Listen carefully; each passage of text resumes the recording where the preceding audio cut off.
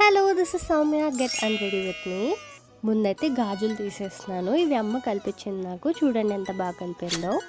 తర్వాత jhumkas and necklace తీసేసి డబ్బాలో పెట్టేసా. అమ్మవని చెప్పాను కదా, దానికి ఏమైనా అయితే నన్ను తంతుంది.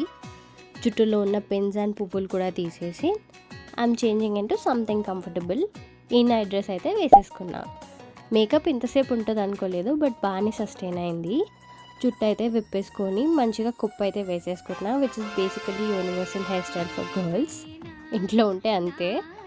మైస్లో వాటర్తోని మేకప్ అయితే రిమూవ్ చేసేసా. చూడండి ఎంత ఘనం వచ్చిందో.